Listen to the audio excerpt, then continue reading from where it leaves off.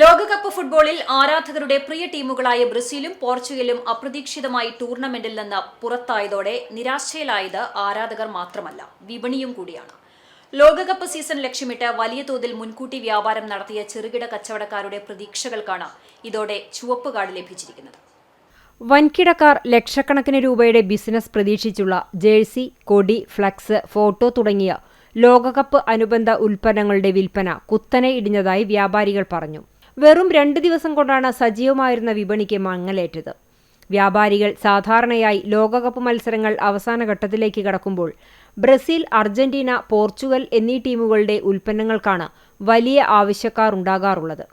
ടീമുകൾ മുന്നേറുന്നതിനനുസരിച്ച് വിൽപ്പനയും വർദ്ധിക്കുമെന്ന പ്രതീക്ഷയിൽ നിരവധി ചെറുകിട വ്യാപാരികളും അച്ചടിശാലകളും മുൻകൂട്ടി സ്റ്റോക്ക് ഒരുക്കുക പതിവാണ്.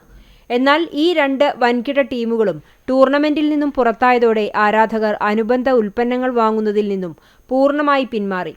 വിറ്റഴിക്കാനാകാതെ കെട്ടിക്കിടക്കുന്ന സ്റ്റോക്കുകൾ വ്യാപാരികളെ വലിയ ആശങ്കയിലാക്കുകയാണ്. തെരുവു കച്ചവടക്കാരും ചെറുകിട അച്ചടിശാലകളും ഉൾപ്പെടെയുള്ള നിരവധി പേർക്ക് വലിയ സാമ്പത്തിക തിരിച്ചടിയായി മാറി.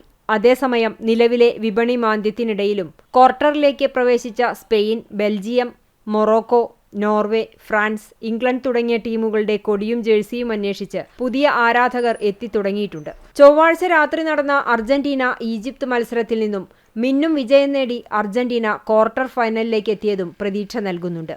ഫൈനൽ മത്സരങ്ങൾ അടുത്തെത്തുന്നുണ്ടെങ്കിലും വിപണിയിൽ പതിവ് ലോകകപ്പ് ആവേശം ഇപ്പോഴും പ്രകടമല്ല.